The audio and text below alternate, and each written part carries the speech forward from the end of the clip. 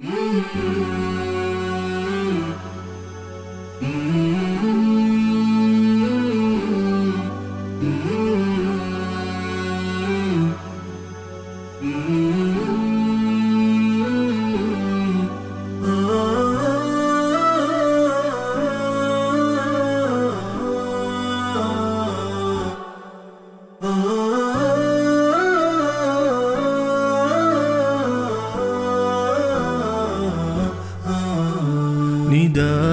الحق صوت قد شجاني وبلغني الحقيقة والأماني وكان لي السبيل إلى المعالي ونورا للهداية والبيان.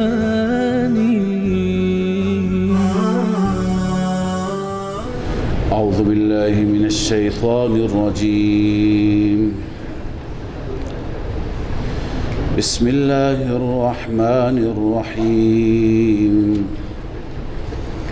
إن المسلمين والمسلمات والمؤمنين والمؤمنات والقانتين والقانتات والصادقين والصادقات والصابرين والصابرات والخاشعين والخاشعات والمتصدقين والمتصدقات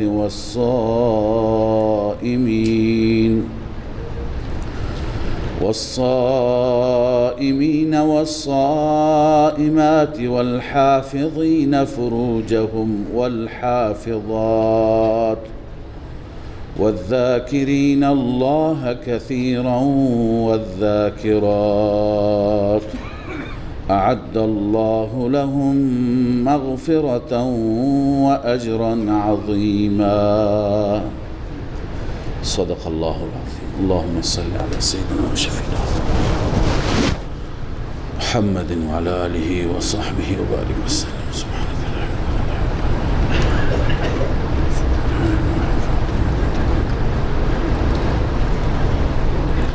در آیات گذشته احکامی دستوراتی در ارتباط با ازواج مطهرات و همسران پاک رسول الله صلی الله علیه و سلم خواندیم. حال در آیه‌ای که تلاوت گردید، در این آیه صفاتی بیان شده که این صفات با صیغه هم مذکر ذکر شدند هم صیغه مؤنث، هم گویا این صفات را زنان میتونن داشته باشند هم مردان، هر دو قشر میتوانند با این صفات متصف بشند. خدای عزوجل مدار نجات و مدار موفقیت را بر این صفات بیان فرموده. اصلش اینه که قرآن کریم هر جا که هر آیه‌ای باشد که در اون آیه تکلیفی باشد، ما بندگان را خداوند مکلف بفرماید، آیه با هر صیغه‌ای باشد فرقی نمی کند، شامل مرد و زن میشه، مگر اینکه احکامی که مخصوص مردان باشند یا احکامی که مخصوص زنان باشند. بغیر از اون احکام خاص بقیه تمام دستورات خدای عزوجل شامل مرد و زن میشه، ولو اینکه با صیغه مذکر بیاد. مثلا خدا میفرماید اقیموا الصلاة. اقیموا الصلاة کسانی که عربی بلد هستند میدونند که شامل مردان میشه، ولی منظور مرد و زن هستند. آتوا الزکات، زکات بدهید، منظور مردان و زنان هستند. اتموا الحج، مردان و زنان. کتب علیکم الصیام، مردان و زنان. بحث روزه، حج، احکام، همه صیغه هایی که ذکر می شوند چون که تغلیب و اکثریت با مردان است به اعتبار قوت، به اعتبار کیفیت، به این خاطر کلماتی ذکر شدن که مخصوص مردان، اما مراد مردان و زنان هستند. خب یکی از ازواج مطهرات ام سلمه رضی الله عنها بعضی گفتن و بعضی یک صحابی دیگه نام بردن. خدمت رسول اکرم صلی الله علیه وسلم ذکر کرد که یا رسول الله چرا خداوند عزوجل همیشه مردان را خطاب کرده و ما زنان را نادیده گرفته، ما زنان را خطاب نکرده، در حالی که زن در هر مسئله یک در کنار مرد هست، تابع مرد هست. بنابراین مفسرین میگویند که این آیات نازل شد که در این آیات همه این صفات ایمانی و اعمال هست، خلاصه کل اسلام و دین هست، اما با صیغه مذکر و مؤنث، با کلماتی و واژه‌هایی که مربوط به مردان و زنان. مثلا الله عزوجل می فرماید ان المسلمین والمسلمات والمؤمنین والمؤمنات، بدون شک مردان مسلمان و زنان مسلمان و مردان مؤمن و زنان مؤمن. هر یکی از این صفات که خدای عزوجل خواسته و این صفات را بیان کرده، آخر می فرماید اعد الله لهم مغفرة و اجرا عظیما، برای دارندگان این صفات خدای عزوجل مغفرت آماده کرده، بخشش و اجر عظیم منظور بهشت. الله تعالی برای کسانی که این صفات را داشته باشند، چه مرد باشند چه زن باشند، برای اونها بهشت و بخشش و رضایت خودش را فراهم فرموده. اما هر یکی از این صفات معنایی دارد. اسلام میگویند که دستورات خدا را ما اجرا بکنیم، اون دستوراتی که مربوط به ظاهر است، به اعضا و جوارح است. مثلا نماز بخونیم، روزه بگیریم، حج بریم، در جهاد همراهی بکنیم و احکام اینچنینی، به اینها عمل کردن، به اینها پایبند بودن، از معاصی و از گناهان دوری کردن، این هست اسلام. پس اسلام نام انقیاد و بجا آوری احکام هست به اعتبار ظاهر. اما ایمان نام یک کیفیت قلبی هست، کیفیت درونی انسانه که در دل انسان اعتقاد درستی به خدای بزرگ داشته باشه که خدای عزوجل واحد هست، لا شریک هست در ذات و صفات خودش. الله عزوجل همتا و نظیر ندارد. به تمام ایمانیات در دل ایمان داشته باشد، باور داشته باشد محمد صلی الله علیه وسلم رسول به حق و فرستاده او هست، قیامت حق است، بهشت حق است، جهنم حق است، ملائکه هستند، ایمان به تقدیر داریم و اینایی که در دل شما به اونها باور دارید و اعتقاد دارید، اینها رو میگن ایمان. و ایمان و اسلام هر دو لازم و ملزوم همدیگه هستند. یعنی نمیشه انسان بگه فقط به ایمان چنگ بزنه بدون اسلام یا اسلام بدون ایمان. مثلا منافقین اسلام داشتند، یعنی به ظاهر نماز میخوندن، در صف بودند، اما خدای عزوجل میفرمه و ما هم به مؤمنین، اینا ایمان ندارند. اسلام منهای ایمان به درد نمیخورد کسی فقط عمل بکنه. یا بعضی میگه اصل دل است، دل در دل اعتقاد داشته باش، دیگه یک رکعت نماز نمیخونه، اینم به درد نمیخوره. باید هم برای نجات هم ایمان باشد و هم اسلام باشد. والقانتین والقانتات، آنانی مردانی که تابع دستورات خدای عزوجل هستند و آن زنانی که تابع دستورات خدا هستند. هر چی که خدا دستور داده انجام میدهند، ولو اینکه دستور خدا خلاف میلش باشه، خلاف هوای نفسش باشه، خلاف اون چی که جامعه ازش انتظار داره. لذا تابع دستور محض الله عزوجل است. والصادقین والصادقات، و همچنین مردان صادق و زنان صادق. صدق یکی صدق با زبان است که با زبان انسان راستگو باشد، دروغگو نباشد. اما صدق گاهی صدق قولی هست، گاهی صدق عملی هست. انسان عملا هم صادق باشد، نیتا هم صادق باشد، ایمانا هم صادق باشد. لذا یکی هست مثلا میگه من نماز میخونم برای خدا نمیخوند، برای ریا میخواند، این کاذب، این دروغ میگه، این برای خدا نماز نمیخونه. مثلا در عمل، در نیت، در هر چی که انسان باید صادق باشد. والصابرین والصابرات، و همچنین مردانی که صبر میکنند و زنانی که صبر میکنند. صبر هم یکی از دستورات الهی هست در قرآن کریم. صبر یکی همین مفهوم از صبر که ما در ذهن ما هست، صبر به وقت مصیبت، یه مشکلی برای کسی پیش آمد، مالی، جانی، داد و فریاد نکند، ناسپاسی نکند و خدای عزوجل را شاکر باشد، صبور باشد. این معنای صبر هست، ولی اینجا این معنا نیست. اینم یکی از صورتهای صبره. صبر بر سه قسمه، بر سه نوع هست. یکی هست صبر بر طاعت و بندگی، یعنی شما که عبادت میکنی خدا را استقامت کنید، واعبد ربک حتی یأتیک الیقین، تا دم موت خدا را عبادت کن.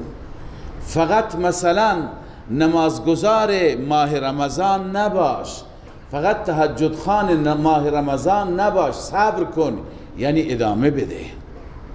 فقط با تقوا در ماه رمضان نباش، صبر کن، ادامه بده، همیشه با تقوا باش. پس در اعمال صبر کن. بعضی ها هستند که در اوقات خاص فقط عبادت میکنن. اصلش اینه که ما از دیگران این را به ارث بردیم، وساوس شیطان است، درس شیطان هست. مسیحیان معتقد هستند که هر چی که گناه و معصیت میکنی گناه بکن، فقط در روز کریسمس برو به کلیسا و اونجا یه مبلغی به اون پدر روحانی بده، اون تو را پاک میکند. لذا در همون روز خاص میشه مسیحی. خب این درس شیطانه. بعضی مسلمان ها الان همین اعتقاد را دارن، میگه هر چی که گناه میکنی، هر چی اشتباه میکنی اشکال نداره، فقط ماه رمضان بیا پایبند باش. یا به بعضی از ماها میگن که فقط در محرم بیا همون 10 روز خوب گریه بکن، دیگه شستشو میشی، پاک میشی. اینطور نیست. ما باید اگر طاعت و بندگی برای خدا میکنیم باید همیشه بکنیم، باید بر اون استقامت داشته باشیم تا دم موت. فقط مسلمان رمضانی نباشیم، ایام حج نباشیم، یا مذهبی ماه محرم فقط نباشیم، بلکه همیشه انسان دیندار باشد، تابع شریعت باشد، تابع خدا باشد. این یک نوع صبر هست، صبر بر طاعت و بندگی. یکی دیگه هست صبر بر ترک معصیت، گناه را که ترک کردی برای همیشه ترک کن. این صبر خیلی مهم و خیلی مشکل است. خیلی از جوانها شکایت میکنن، میگن ما 10 بار توبه میکنیم، هی دوباره توبه میشکند. صبر کنید، سخته، ولی اگر انسان استقامت بکند شیرینی و لذتش را هم در دنیا میبیند و هم در آخرت میبیند. انسان باید بر معصیت و ترک معصیت صبور باشد، تحملش را بالا ببرد، هر چی شیطان وسواس میکند استقامت بکند. اینم صبره. و صبر سوم همین صبر بر مصیبت است. لذا الله عزوجل می فرماید مردانی که صابرند و زنانی که صابرند، والخاشعین والخاشعات، مردانی که فروتنی می کنند و زنانی که فروتنی می کنند. الله عزوجل هم در این آیه شریفه ایمانیات را بیان می فرماید، هم اعمال را بیان می فرماید، هم اخلاق بیان می فرماید. اخلاق هم خیلی مهم هست. انسان متکبر نباشد، انسان متجبر نباشد. انسانی که خدای عزوجل کمالی بهش داده، یکی را علم داده، یکی را مقام داده، پست داده، ریاست داده، یکی را عرض کنم سواد و مدرک داده، به یکی پول داده الله، به یکی قهرمانی و جوانی داده، هر یکی را الله عزوجل یک هنری داده، همه را به یکی نداده، به همه داده. به یکی الان ما اطراف خودمون را مطالعه بکنیم، یکی یک حسنی داره دیگری نداره، دیگری دیگه نعمتی داره اون دیگری نداره. الله به هر یکی یک چیز داده. اینها را داده برای شکر، نه برای تکبر. لذا الله می فرماید که اون مردانی که فروتنی می کنند و زنانی که فروتنی می کنند، خشوع و خضوع می کنند، در مقابل دیگران افتخار نمی کنند، غرور از خود نشان نمی دهند و به آنچه که خدا بهشون داده تکبر نمی کنند. والمتصدقین والمتصدقات، مردانی که صدقه می کنند و زنانی که صدقه می کنند. صدقه هر دو نوع صدقه را شامل است. صدقه فرضی مثل زکات، مثل فطریه، یا غیر فرضی که شما همینطور به صورت نفلی بدهید، چه مردان چه زنان. والصائمین والصائمات، و مردانی که روزه میگیرند و زنانی که روزه میگیرند، چه روزه فرضی چه روزه نفلی. والحافظین فروجهم والحافظات، مردانی که عفتشون را حفظ میکنند و زنانی که عفتشون را حفظ میکنند، چشم گوششون را هم حفاظت میکنند، حیا و عفتشون را، پاکی و پاک دامنیشون را حفظ میکنند. اینها را الله میفرماید کسانی که دارندگان این صفات ایمانی، عملی، اخلاقی هستند. و آخرین صفت والذاکرین الله کثیرا والذاکرات، مردانی که الله را به کثرت ذکر می کنند و زنانی که الله را به کثرت ذکر می کنند. به کثرت آمده. ذکر عبادتی هست بسیار سهل، آسان، هیچ شرطی ندارد، نه شرط طهارت دارد، نه شرط حالت خاص، بیست، بشین، بخواب، نه شرط ارز کنم رو به قبله دارد، نه شرط وقت دارد، نه مکان، نه زمان. هر جا همه وقت، مگر در جاهای خاصی که مناسب نیستند. انسان الله را ذکر بکند، اما انتظاری که رب سبحانه و تعالی از بندگانش، از من و شما دارد، ذکر کثیر است، ذکر زیاد. ذکر زیاد حدش چیه؟ اندازهش چیه؟ حضرت عبدالله ابن عباس رضی الله عنهما که رئیس مفسران است، برای ذکر کثیر فرمود، قال ابن عباس الذکر الکثیر الا ینسى جل شأنه، یعنی خدا را به اندازه یاد کن که فراموش نشه، هیچ لحظه ای از یاد خدا غافل نباش. حتی اگر به زبانت یاد نمی کنی، همین که مواظب باش که خدا از تو ناراضی نشه، خدا گرفتارت نکنه. اینم ذکر خداست. بر اساس این گفته که انسان خدا را فراموش نکند. و روی ذالک عن مجاهد، از مجاهد هم نقل شده. پس الله را به کثرت یاد کردن. خدای عزوجل هر جا که ذکر را آورده این صفت کثرت آورده. ما در رکوع بعد انشاءالله همین امروز میخوانیم، الله میفرماید یا ایها الذین آمنوا اذکروا الله ذکرا کثیرا، ای مؤمنین خدا را به کثرت یاد کنید. هر جا به کثرت است. در جای دیگه میفرماید وسبحوه بکرة، همین جا وسبحوه بکرة و اصیلا، صبح و شام. صبح و شام کنایه از دوام است، یعنی همیشه الله را یاد کنید. پس خدای عزوجل این انتظار را دارد از من و شما که در هیچ پاسی از اوقاتمون از ربمون غافل نباشیم، فراموش نباشیم، همیشه بیادش باشیم. صبح و شام به معنی دوام هست، علی دوام هست. اگر بنده اینطور باشه، همیشه به یاد خدا باشد، همیشه ذکر خدا بر زبانش جاری باشد، خب این بنده دیگه یک جایگاه ویژه‌ای نزد خدای عزوجل داره. اینی که خدا را یاد میکنه، خدا این را بیشتر یاد میکنه. اینی که خدا را در محفلی و در جمعی یاد میکنه، الله را در محفلی و در جمع زیباتر و بهتر و افضلتر یاد میکنه. اما بنده همیشه این آیه و امثال این آیات را که میخوانم، ذکری که از مشایخم، اساتیدم، بزرگانم دارم، توصیه میکنم شاید یکی عمل بکند به ما هم اجری برسد. اون اینه که ما اگر برای خودمون یه حدی تعیین بکنیم و خودمون را پایبند بدانیم، توفیق بیشتری میشه و بهتری میشه که ما ذکر بکنیم. چند تا اذکار هستن که بنده عرض میکنم. این اذکار در احادیث گوهربار رسول اکرم صلی الله علیه وسلم بهترین اذکار ذکر شدند. مثلا اولی هست لا اله الا الله.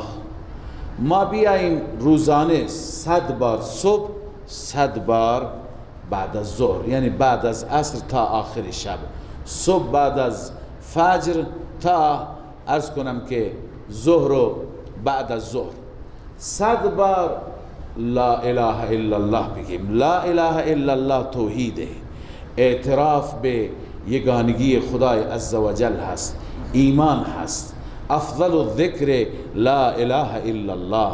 رسول الله فرمود بهترین ذکر لا اله الا الله هست و فرمود من قال لا اله الا الله دخل الجنه. هر کسی که لا اله الا الله بگه وارد بهشت میشه.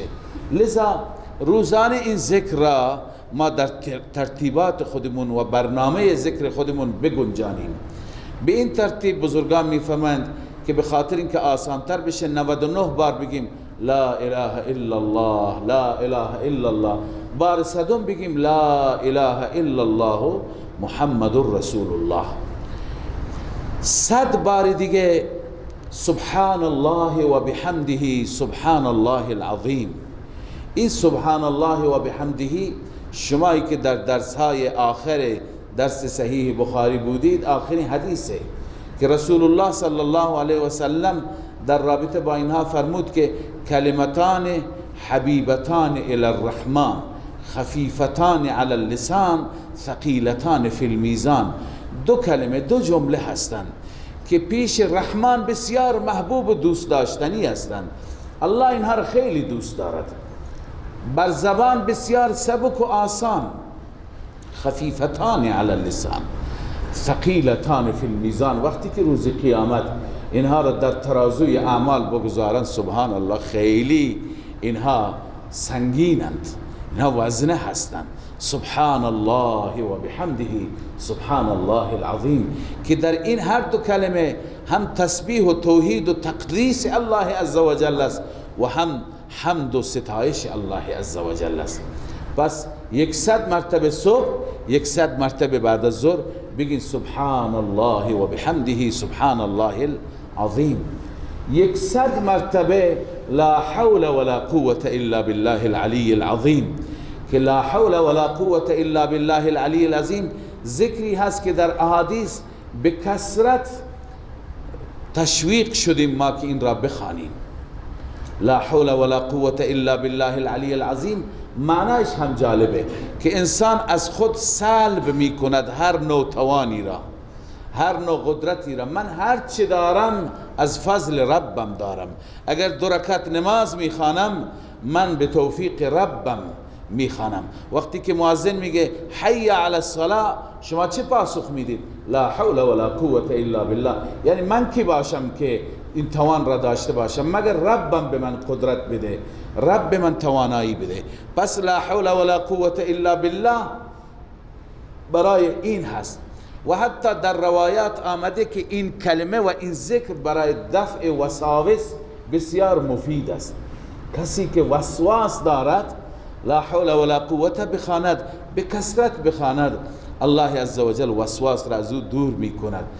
و بسیاری از مریضی های روحی روانی که امروز اکثر ما داریم و مردم ما و به ویژه جوانهای ما دارند، فشار اقتصادی، فشار مالی، فشار خانواده، فشار سیاسی و انواع فشارها، لذا تنها ذکری و بهترین ذکری که ما را سبک می کند این ذکر هست و فشارهای روحی روانی را از بین می برد. این اثرات را این دارد و یکی از عمده ترین اثراتش اینه که انسان صاحب توفیق میشه.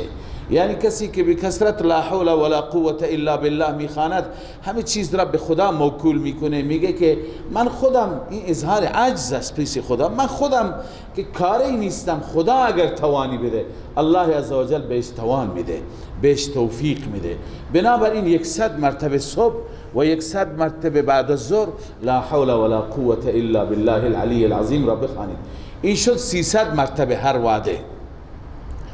و چهارمین 100 مرتبه درود شریف بر رسول اکرم صلی الله علیه و سلم، محسن ما، اون ذاتی که هرچی ما داریم به برکت وجود ایشون هست.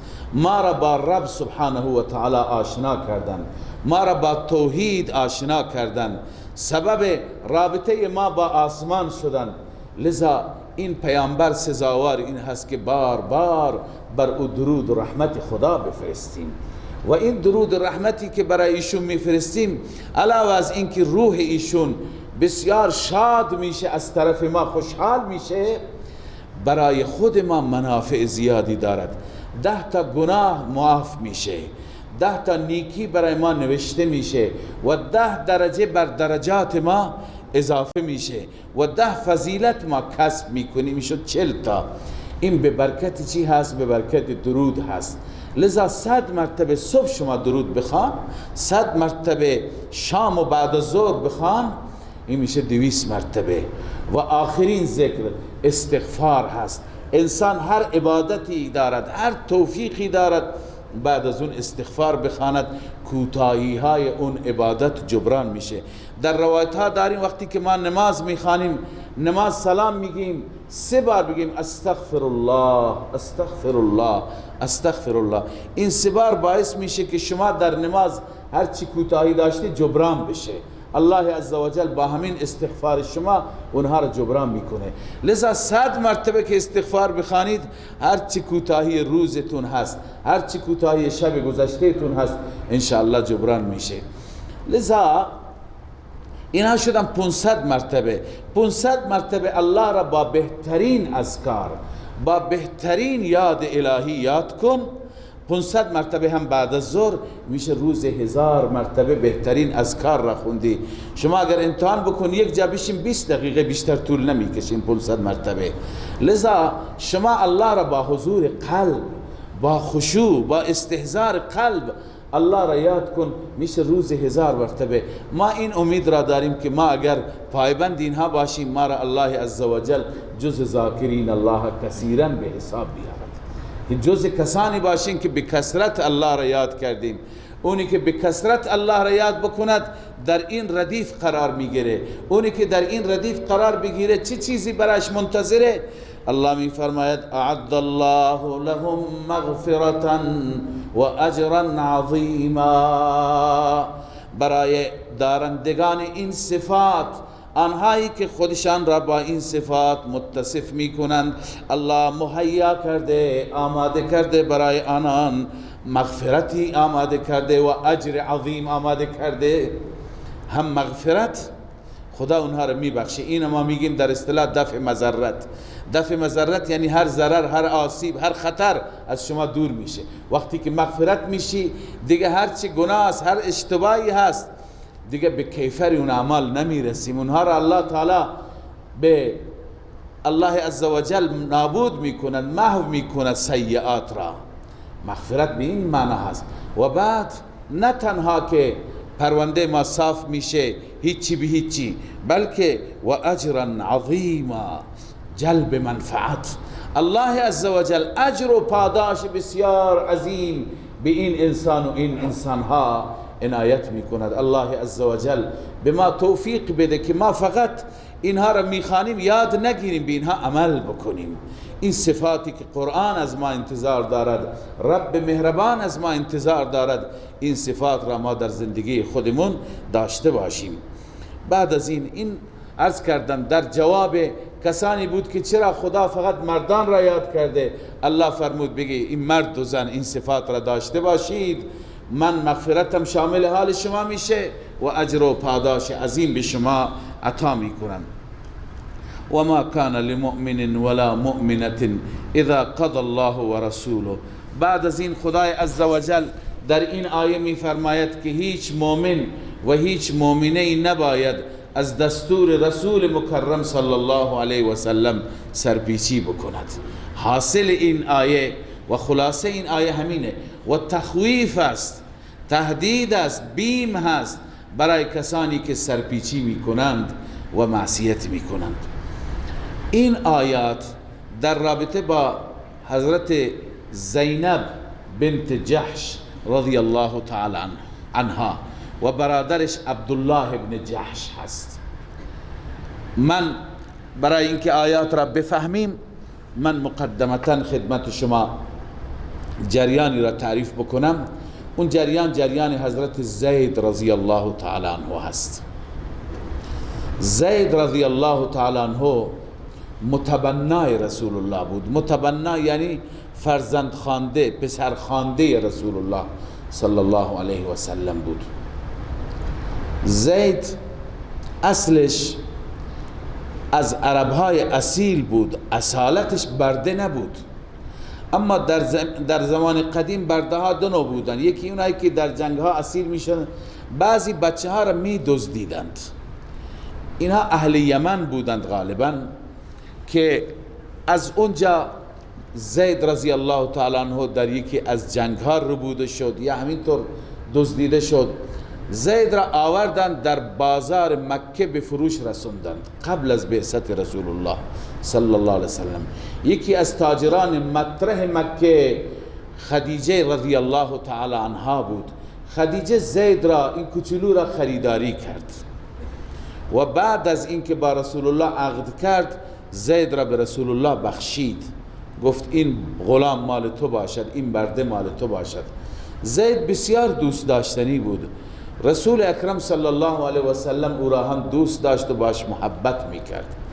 آن حضرت این زید کوچولو را آزاد کرد و اون را پسرخوانده خودش قرار داد. گفت تو فرزند منی.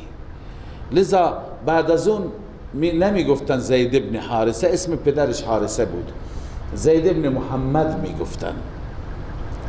حتی در تاریخ داریم که پدر و عموی زید با خبر شدن میگشتن، سرگردان بودن برای فرزندشون. کسی خبر داد که زید در دست خانواده ای هست در مکه.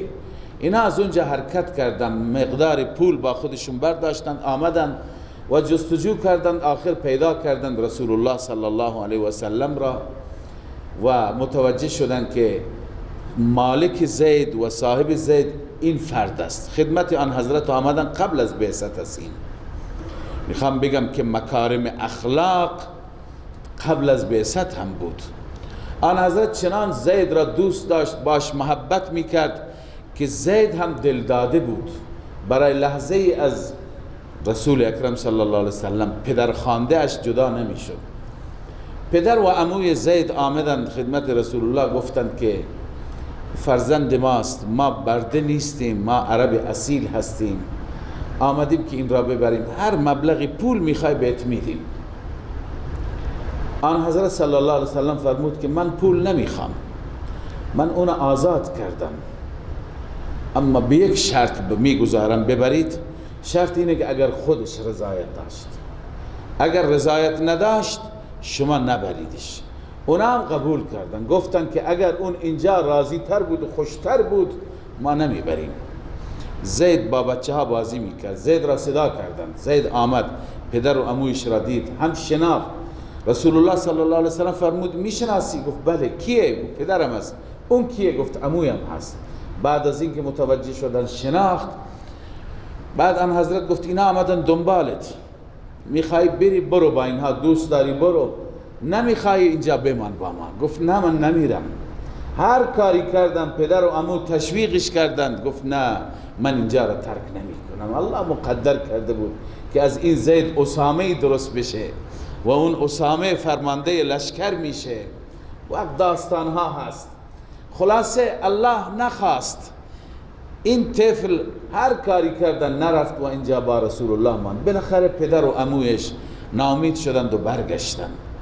اونها که رفتند، زید رضی الله تعالی عنه بزرگ شد و آخر ازدواج کرد. یکی از اولین کسانی بود که به آن حضرت صلی الله علیه وسلم بعد از بعثت هم ایمان آورد. غلامی که گفتن زید بود. و در زمانی که این در مدینه طیبه هست، آن حضرت میخواست که زینب را به عقد زید در بیاره. زینب دختر عمه رسول الله بود، زینب بنت جحش، اما مادرش بود امیمه بنت عبدالمطلب. امیمه خواهر عبدالله بود، لذا زینب دختر عمه رسول الله بود. آن حضرت گفت زینب را برای زید خواستگاری کرد. زینب و برادرش عبدالله ابن جحش هر دو رضایت ندادند، به خاطر اینکه زید اگرچه اصیل بود ولی نامش برده بود، به عنوان برده بود. اینها برای خودشون نپسندیدند که کسی که از خاندان قریش هست و دختر عمه رسول الله هست به عقد برده‌ای در بیاد. آن حضرت صلی الله علیه وسلم ناراضی شدند، دلشون میخواست این عقد انجام بگیره تا این آیه نازل شد. الله عزوجل سرزنش کرد، گفت هیچ مؤمنی و هیچ مؤمنی حق ندارد زمانی که پیغمبر خدا بخواهد چیزی انجام بدهد با او مخالفت کند. لذا وقتی که این را گفت هر دو برادر و خواهر تسلیم شدن، گفتن میپذیریم. الله عزوجل چیزی دیگه میخواست، اراده رسول الله چیزی دیگه بود، اراده الله چیزی دیگه بود. اون چی که الله بخواد همون میشه. جلوتر میریم چی میخواست. الله میفرماید و ما کان للمؤمن ولا مؤمنة، سزاوار هیچ مؤمنی نیست و هیچ زن مؤمنی نیست. اذا قضى الله ورسوله امرا، هرگاه الله و رسولش امری را فیصله بکند، ان یکون لهم الخیرة من امرهم، این که برای اونها اختیاری از امرشون باشد، یعنی اونها اختیار امرشون را داشته باشن. نه خیر، وقتی خدا و رسول فیصله بکن. خدا و رسول فیصله کرده بودند، الله مقدر کرده بود که زینب در عقد زید در بیاد. و من یعص الله و رسوله فقد ضل ضلالا مبینا. نتیجه مخالفت این برای من و شما هم هست. هر کسی مخالفت بکند با دستور الله و رسولش او گمراه شد، گمراهی آشکار. بالاخره وقتی که این آیه نازل شد اینا مؤمن بودند، فوراً تن دادند، راضی شدند. بعد از اینکه راضی شدند به عقد زید در آمد. اما بعد از مدت ناسازگاری شد. اینا اصلا با هم دیگه زندگی خوبی نکردند از همون ابتدا. و حتی در روایات تفسیری هست که نزدیک زینب هم نرفت زید. بالاخره الله اینطور مقدر کرده بود. هر روز زید می آمد خدمت رسول الله شکایت می کرد، می گفت که با ما نمی سازه، نمیشه، میخوام ترکش بکنم. رسول الله می گفت نه، امسک علیک زوجک، مبادا این کار را بکنی، شوهر زنت را نگه دار، واتق الله، از خدا بترس، نکن این کار را. الله عزوجل اینجا ظاهر میکنه پیغمبر خدا از چیز دیگه بیم داشت، از چیز دیگه میترسید و همونطور که میترسید شد. پیغمبر از این میترسید که این دختر عمه ام را مجبور کردم با زید ازدواج بکنه. او که راضی نبود، به خاطر من تن داد.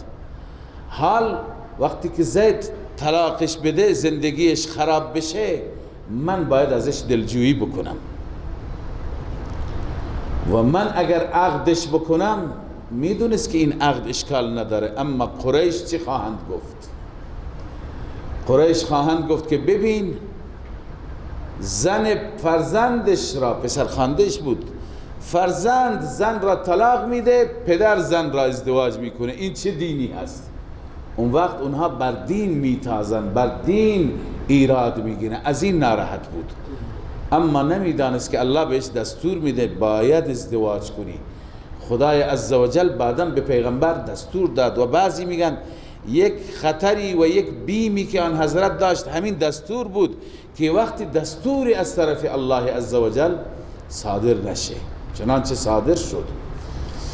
الله می فرماید و اذ تقول للذی انعم الله علیه و انعمت علیه، زمانی که تو می گفتی به اون انسانی که الله بر او احسان کرد، یعنی زید بن حارثه، و انعمت علیه، و اون انسانی که تو بر او احسان کردی تمام زندگی مدیون تو هست، تو به او می گفتی امسک علیک زوجک، همسرت را نگه دار، واتق الله، از الله پروا داشته باش، از الله بترس، و تخفی فی نفسک ما الله مبدی، الله می فرماید تو در دلت مخفی می کردی اون چیزی را که الله ظاهرش میکنه. الله از ته دل خبر داره، اما رسول الله نه. الله از اسرار سینه ها خبر داره. الله میدانست حبیبش از چه چیزی بیم داره. و تخفی فی نفسک، تو در دلت مخفی می کردی، ما الله مبدی، آن چیزی را که الله ظاهر می کرد، و تخشى الناس، تو از مردم و از حرف و حدیث مردم می ترسیدی. اما والله احق ان تخشاه، الله سزاوارتر است که از او بترسید، از مردم نترس. مردم چه خواهند گفت پروایی نیست، از الله بترس. سبحان الله. الله عزوجل بعضی رسومات را میخواهد از بین ببرد به وسیله پیامبر خودش، که پیامبر اول عمل بکند، اول پیامبر خودش ازدواج بکند با زن پسرخوانده اش. لذا الله میفرماید فلما قضا زید منها، وقتی که تمام کرد زید آن را، یعنی طلاق داد، یعنی طلاق داد، بین زید و او فیصله شد. زید واقعا افتخاری هست برای این صحابی، تنها صحابی هست که نامش در قرآن آمده. اسم ابوبکر نیست، اسم عمر نیست، گرچه اشارات زیاده، اسم علی و عثمان نیست. این صحابی ذکرش تو قرآن آمده. چرا آمده؟ والله اعلم. یک نکته مفسرین گفتند خیلی به دل می نشیند این نکته. اون نکته این است که ما در اول همین سوره خواندیم که از این به بعد پسرخوانده ها را به نام پدرخوانده ها صدا نکنید، به نام پدرهای اصلیشون نگید. مثلا زید ابن محمد، بگید زید ابن حارثه. یکی از افتخارات زید این بود که بهش میگفتن زید ابن محمد. خدا دستور داد از این به بعد نه، بگو زید ابن حارثه.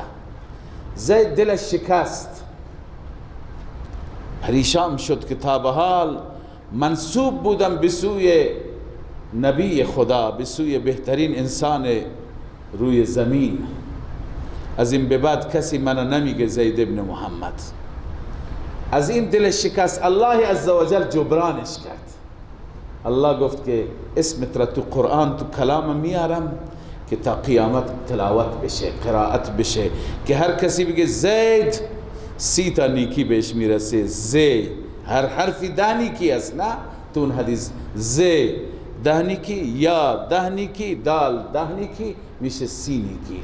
لذا زید، ای زید به تو چنان شرفی میرسه، به تو چنان جایگاهی میرسه که نامت را کسی ذکر میکنه هم بهش ثواب میرسه.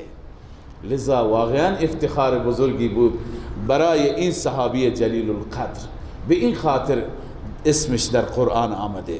علی ای حال فلما قضا زید منها وطرا، زمانی که کامل کرد زید از او، وطر به معنی حاجت، منظور اینه که تمام کرد با او، طلاق داد او را.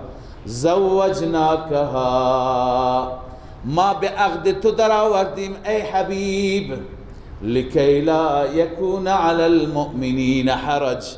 چرا؟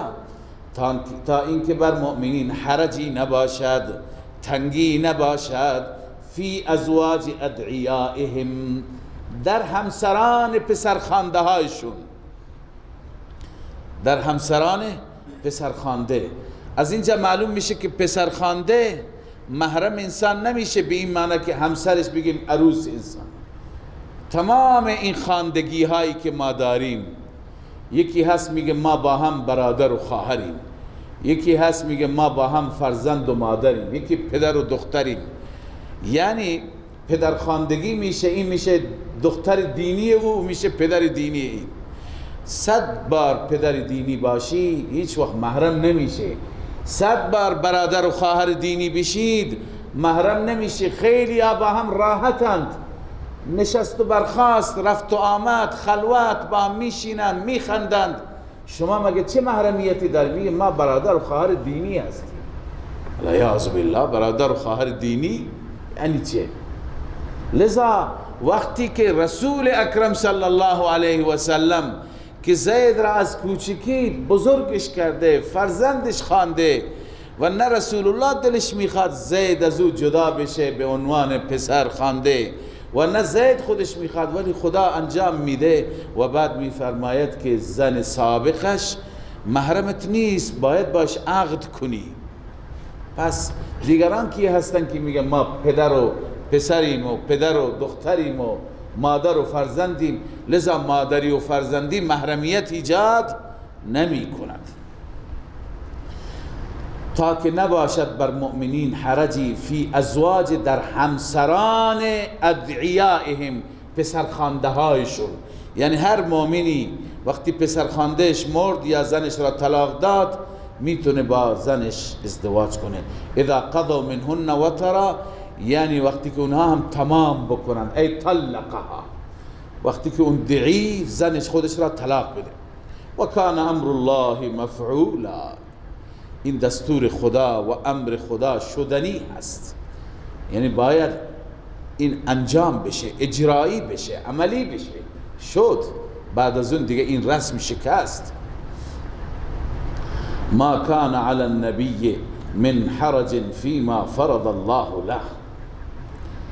اینجا جواب طعنه زنان است، اونهایی که میگفتند چرا پیغمبر با عروس خودش ازدواج کرد. بعد از اون رسول الله صلی الله علیه وسلم با زینب ازدواج کرد. الله میفرماید ما کان علی النبی من حرج، بر پیامبر بر نبی هیچ حرجی نیست، هیچ تنگی نیست. فیما فرض الله له، در آنچه که خدا او را حکم داده، تعیین کرده برایش، تعیین کرده تکوینا یا تشریعا. هر چیزی را برای رسول الله تعیین کرده. تکوینا مثلا از این پدر متولد بشه، از این مادر به دنیا بیاد، این عموشه، اون پدر بزرگ و جدشه. تشریعا این که این کار را بکن، اون دستور را. بعضی ها را، همین همسران را هم الله عزوجل بعضی دستور دادند که اینها را عقد کن، مثل زینب رضی الله عنها را، عایشه رضی الله عنها را. لذا بر پیغمبر هیچ حرجی نیست. سنت الله فی الذین خلو من قبل، ای سن الله سنتا، این روش الهی هست، سنت الهی هست در پیشینیان. انبیاء گذشته هر چی که الله برای اونها تعیین میکرد همون تعیین بود. و سنت الله فی الذین خلو من قبل و کان امر الله قدرا مقدورا. دستور خدا، امر خدا و حکم خدا یک حد معین و مشخصی دارد. برای هر یکی هر چی الله مقدر کرده اون شدنی است، برو برگشت نداره. لذا جای طعنه و جای اعتراض و جای انتقاد ندارد. الذين يبلغون رسالات الله، اینجا تأکید تعمیل است، یعنی کسانی که حامل رسالات الهی هستن اونها نباید از حرف و حدیث مردم پروا داشته باشند، از مردم بترسند، از قیل و قال مردم اونها متاثر بشن. اونها باید فقط از رب بترسند، سعی بکنن که تک تک دستورات رب اجرایی و عملی بشه. الذين يبلغون رسالات الله، آنانی که رسالات الهی را میرسانند قولا و فعلا. این رسالت الهی فعلا بود، رسول الله دستور یافت بره عقد بکند، این یک رسالت فعلی بود. و یخشونه، و از او میترسند در این باب، ولا یخشون احدا الا الله، از هیچ کسی جز الله نمیترسند. این علت است. و کفا بالله حسیبا، الله کافی است از نظر حساب رس.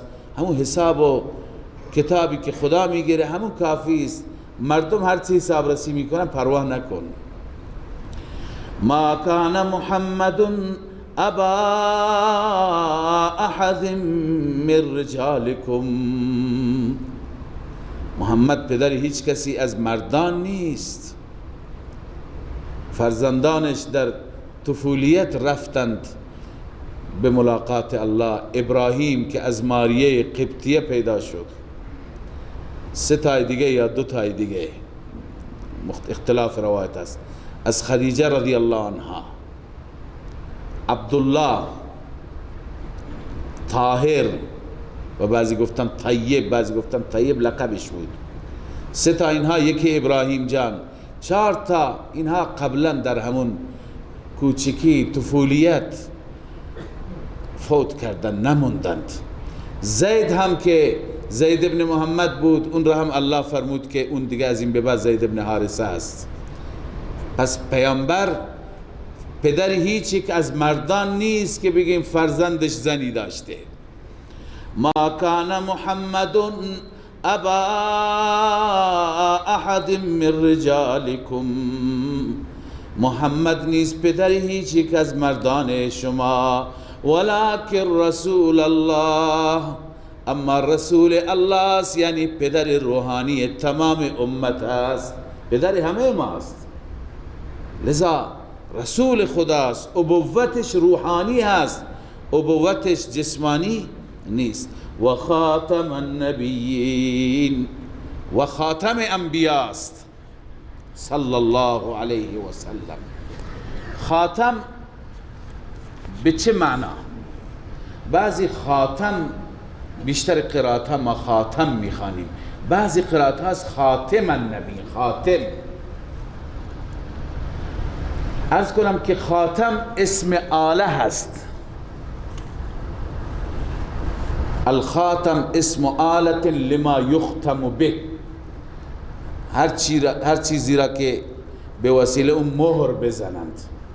کالطابع لما یطبع به، قالب میگم، ما به فارسی گرچه غالب میگیم ولی اصلش هست قالب.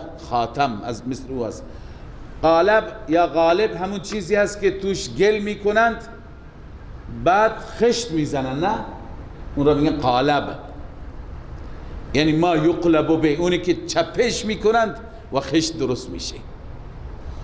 پس خاتم اونی که اون را هم چپه میکنن میزنن مهر زده میشه. پس خاتم به معنی مهر هست. به این معنی یه چیزی را که مهر را در پایان میزنن. شما نامه بنویس، آخر چی میکنی؟ مهرش میزنی. یا پاکت را میبندی، پلم وقتی میکنن مهر میزنند. مهر یعنی پلم، مهر یعنی پایان، یعنی تمام.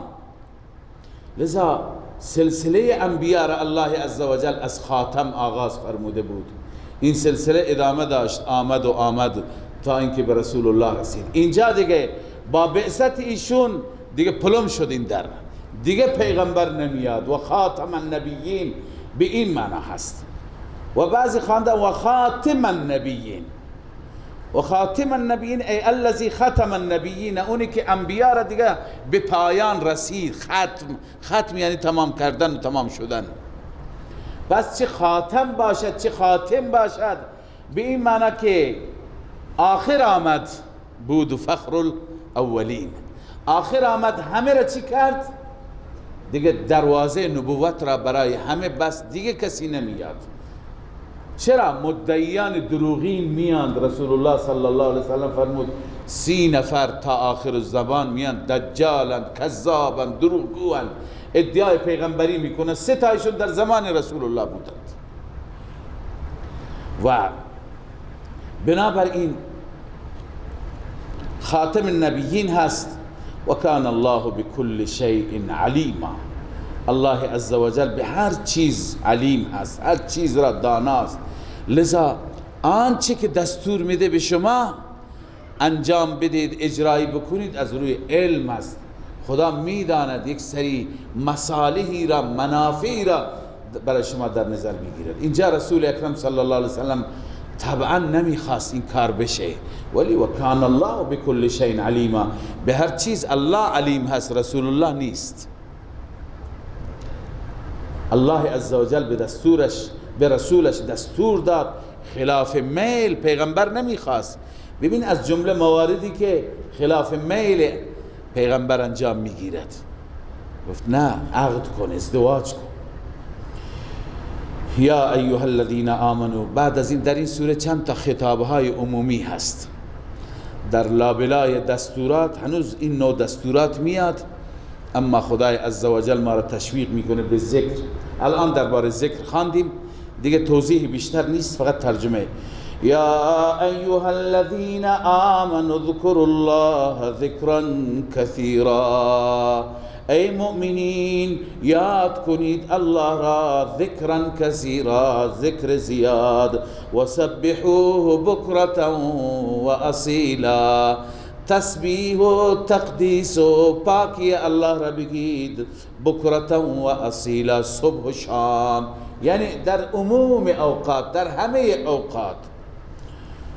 هو الذی یصلی علیکم و ملائکته، اینا مقتضی ذکر هستند. یعنی این احسانات خدا می طلبد، اینقدر بر شما احسان داره، اینقدر بر شما لطف و منت داره که می طلبد شب و روز او را ذکر کنی، شب و روز او را یاد کنی. ببین چه احسانی بر تو کرد. هو الذی یصلی علیکم، الله آن ذاتی هست که بر شما رحمت می فرستد. صلات هر وقتی که نسبتش به خدا باشد به معنی رحمت است. بر شما رحمت می باراند، رحمت ها را نازل می فرماید. و ملائکته، و همچنین ملائکهش بر شما صلات می فرستند، یعنی استغفار می کنند. ملائکه برای مؤمنین، ما در چند آیه قرآن کریم خواندیم، برای مؤمنین دعای مغفرت می کنند. لیخرجکم من الظلمات الی النور، تا اینکه به برکت این رحمت شما را بیرون کند از تاریکی های شرک و کفر به سوی نور توحید، نور ایمان. سبحان الله، هیچ نعمتی از ایمان بالاتر نیست، از معرفت خدا بالاتر نیست، از توحید بالاتر نیست. انسان نمیتونه تصور بکنه خودش را بدون ایمان، کسی که قدر ایمان داشته باشه.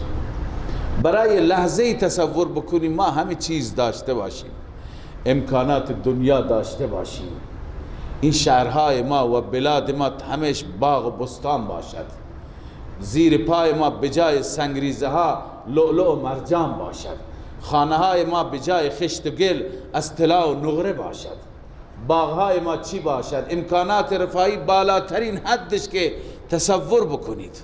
اون چیزی که اروپا دارن نه، خیلی خیلی بالاتر از اون تصور بکن. داشته باشیم اما خدا را داشته نباشیم، ایمان داشته نباشیم، توحید داشته نباشیم، آیا به درد میخورد؟ لذا الله میفرماید که خدا بر شما رحمتی فرستاد که این رحمت باعث بشه که لیخرجکم من الظلمات الی النور، شما از تاریکی ها شما را برهاند، یعنی شرک، کفر، به سوی نور ایمان و نور توحید راهنماییتون بکنه. لذا این اللهی که این همه به تو احسان داره ای بنده، که به سبب همین ایمان و توحید انشاءالله برای همیشه ابدالآباد نجات میابی، زندگی راحتی خواهی داشت، با عزت در بهشت خدا قرار خواهی گرفت. آیا این نعمت کمی هست؟ این نعمت میطلبد شب و روز بشین و ذکر کن. پس این مقتضی اول ذکر. و کان بالمؤمنین رحیما، این نتیجه. الله نسبت به بندگان مؤمن خودش مهربان است، مهربان است. اونایی که از ظلمات و تاریکی به ایمان آمدند خدا چه الطافی به اونها می کند. تحیتهم یوم یلقونه سلام. اون رحمت دنیا بود با ایمان و توحید، این رحمت آخرت است. تحیت این مؤمنین روزی که با هم ملاقات میکنند چیه؟ سلام هست.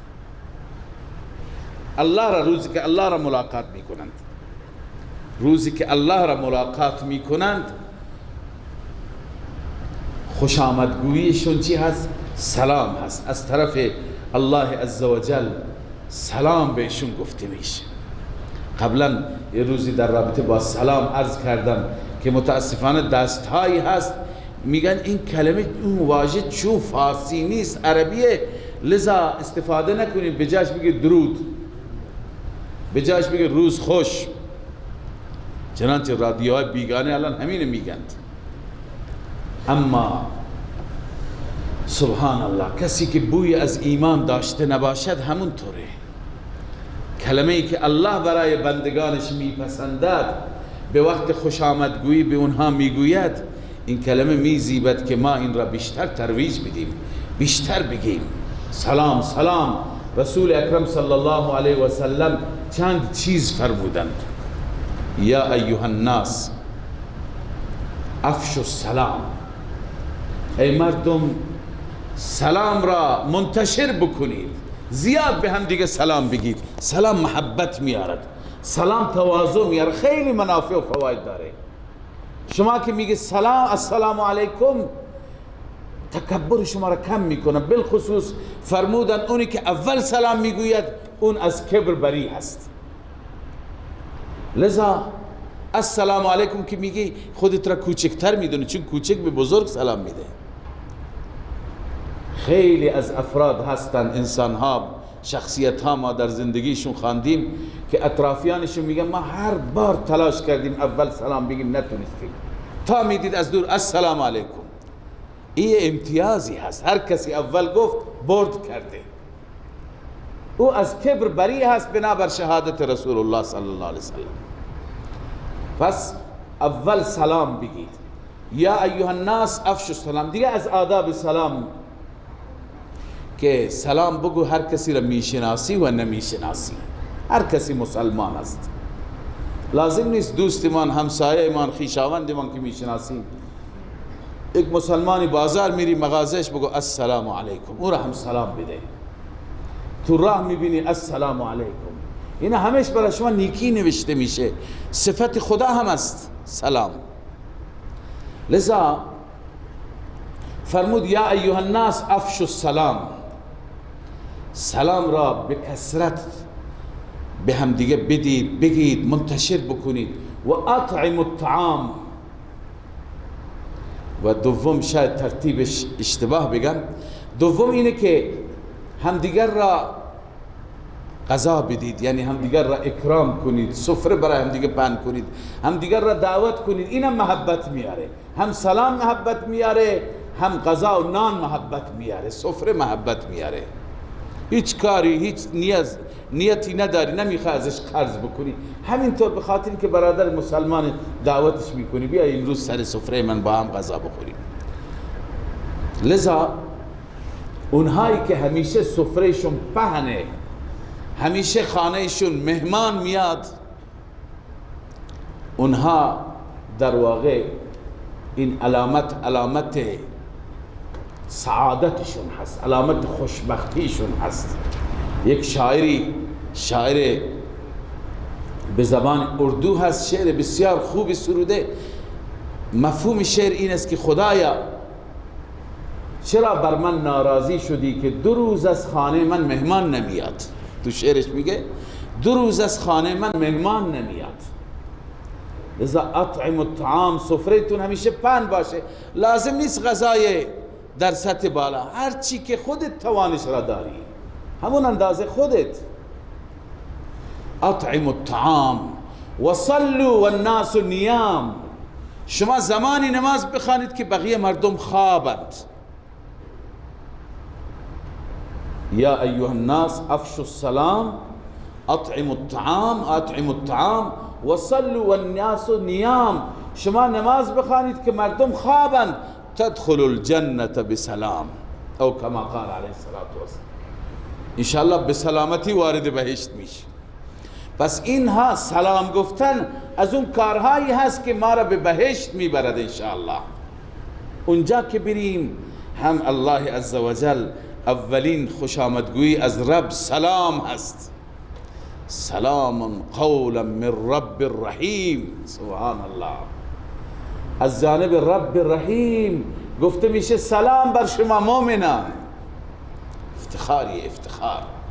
الله می فرماید تحیتهم یوم یلقونه سلام، روزی که الله را ملاقات میکنن تحیه عطایشون، تحفهشون، خوش آمدگویشون سلام هست. این مقتضی دوم می طلبد که ما خدا را زیاد ذکر کنیم. و اعد لهم اجرا کریما، الله برایشون اجر معزز آماده کرده، جایگاه معزز و اجر معزز. یا ایها النبی انا ارسلناک شاهدا و مبشرا و نذیرا. یک خطابی متوجه ما مؤمنین بود، یک خطابی متوجه رسول الله راست. الله عزوجل پیغمبرش را خطاب می کند و وظایفش را بهش یادآوری می کند. یا ایها النبی انا ارسلناک شاهدا، ای پیغمبر ما تو را به عنوان شاهد فرستادیم. شاهد یعنی بیان کننده.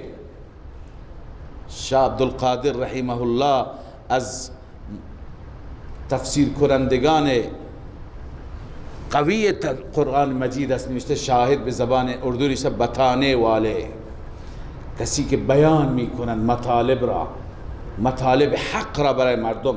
از ابن عباس داریم که شاهد قیل المراد شاهدا بان لا اله الا الله، ای پیامبر تو شاهد این مطلب هستی که لا اله الا الله، یکی از شاهدان توحید تو هستی. تفسیر کبیر نوشته ثانیها انه شاهد ان لا اله الا الله، تو شاهد هستی بر این مطلب که هیچ معبودی بغیر از الله نیست. اگر شاهد به معنی شهادت بدیم اونجا هم درست میشه. و یکون الرسول علیکم شهیدا، شما در سوره بقره خواندید که روز قیامت همه انبیا میگن خدایا ما به این امتهای خودمون مطلب را رسوندیم، اینها قبول نکردند، امتها قبول نمیکنند، از انبیا گواه میخواند. انبیا میگن امت نبی خاتم گواه ماست، این امت به عنوان گواهی حاضر میشه. به این امت گفته میشه شما از کجا شنیدید، کجا بودید؟ میگه پیغمبر ما به ما گفته. پیغمبر باز شاهد میشه، به این معنی هم میتونه شاهد باشه، مزکی. علی ای حال شاهد هستی که لا اله الا الله، و مبشرا مژده دهنده هستی کسانی که در مقابل حق تسلیم میشن، و نذیرا و ترساننده و بیم دهنده هستی کسانی که انکار میکنن، و داعیا الی الله باذنه، به اذن و توفیق الله عزوجل داعی هستی به سوی دین الله، و سراجا منیرا و چراغ روشن و درخشنده هستی. ای هادیا من ظلم الضلاله، چراغی هستی که راهنمایی میکنی، تمام تاریکی ها را از بین میبری. لذا ای پیغمبر تو که مژده دهنده هستی، تو مژده بده به مؤمنین بندگان من. و بشر المؤمنین بان لهم من الله فضلا کبیرا. سبحان الله، خداوند چقدر میخواد به ما اطمینان بده که آینده ما انشاءالله خوب است اگر ایمان واقعی داشته باشه. خود خداوند خطاب به ما فرمود و اعد لهم اجرا کریما. اینجا به پیغمبر میگه تو هم بگو که بأن لهم من الله فضلا کبیرا، برای مؤمنین از جانب الله فضل بزرگ است. این کلمه فضل معنادار است، یعنی زیاد نگران نباش، فقط اینه که حتی الوسع، حتی به اندازه توان خودت بیا به سوی الله. بقیه خدا خودش فضل میکند. این نیست که به همون اندازه که عمل کردی تو را میبره جایگاه میده، نه، به مقامات عالیه و درجات بالا فضل خدا شامل حالت میشه. فضلا کبیرا. ولا تطع الكافرین والمنافقین ودع اذاهم. این مربوط به اول سوره هست. یا ایها النبی اتق الله ولا تطع الكافرین والمنافقین. دوباره الله تکرار میکنه که کافرین را اطاعت نکن. اینجا هم فرمود که نذیر هستی، بترسانی. لذا ولا تطع الكافرین والمنافقین، کافرین و منافقین را اطاعت نکن. و دع اذاهم، اذیت و آزار اونها را ترک کن. و توکل علی الله، بر ذات الله توکل کن. و کفا بالله وکیلا، الله بهترین کارساز و بهترین حامی تو هست. صدق الله مولانا العظیم.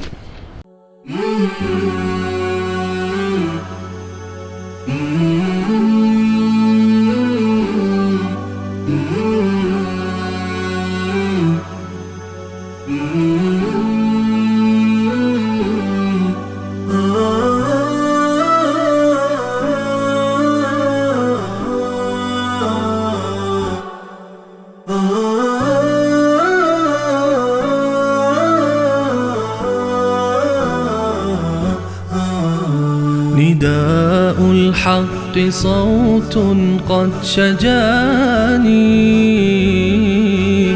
وبلغني الحقيقة والأماني، وكان لي السبيل إلى المعالي، ونورا للهداية والبيان.